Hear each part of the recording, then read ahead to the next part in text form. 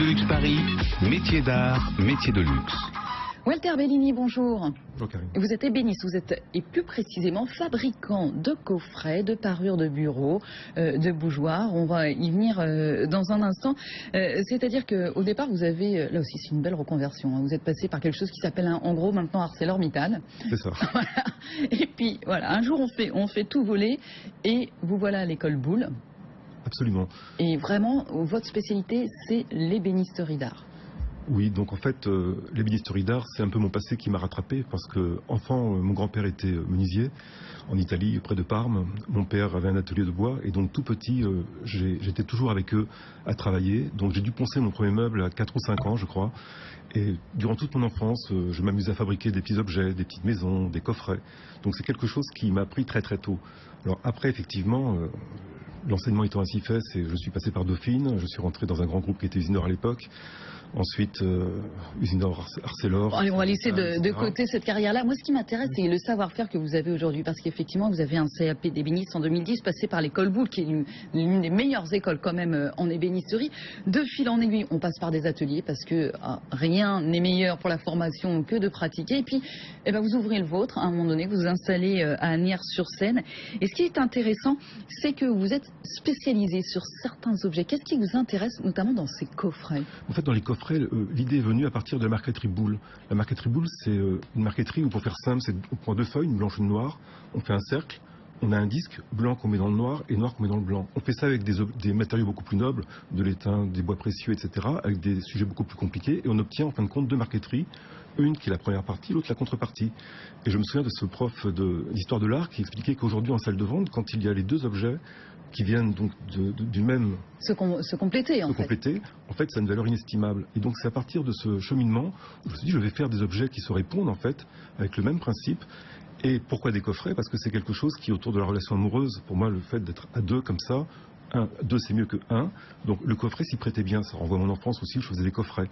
Donc c'est comme ça que j'ai conçu ces coffrets-là. En fait. Oui, c'est compliqué parce que les coffrets, il y a un mécanisme de surcroît. Donc il y a tout ce travail d'ébéniste que vous maîtrisez, de marqueterie aussi. Alors en plus, évidemment, l'intérêt c'est de mélanger les matériaux, que ce soit les différents bois précieux, mais aussi l'ivoire. Par exemple, vous mélangez tout ceci.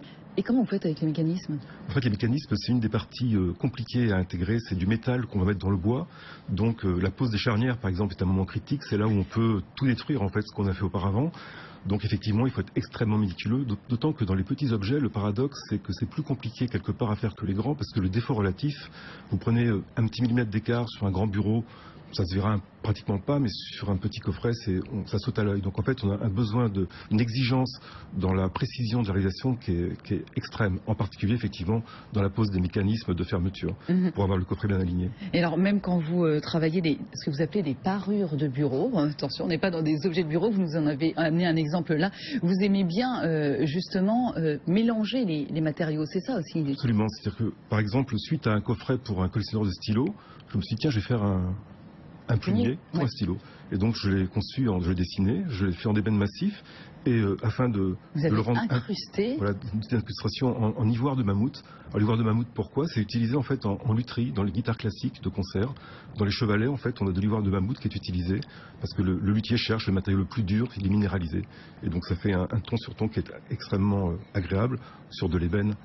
Très très doux. Une multitude de petits objets, comme ça on parlait des bougeoirs, aussi ce que vous faites autour de la bougie, c'est la même chose, c'est le même terrain de jeu après finalement? Oui, c'est le même terrain de jeu, c'est à partir de l'ébène, parce que l'ébène est un matériau qui est, je pense qu'il représente bien le métier d'art parce qu'il est très compliqué à mettre en œuvre.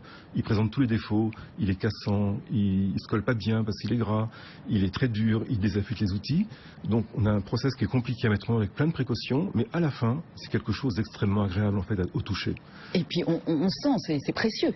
D'ailleurs, oui. On devrait parler des ébènes. Vous utilisez plusieurs ébènes. Par exemple, ce petit porte-carte de visite que j'ai conçu en ébène massif sur la partie basse, et ici avec de l'ébène blanc. Les gens ne connaissent pas l'ébène blanc en général. Ça vient du Laos. Ah oui. Et c'est extrêmement intéressant parce qu'il est crème sur le fond, avec des veines qui peuvent être plus ou moins veinées en noir. Et donc on peut trouver des paysages à l'intérieur.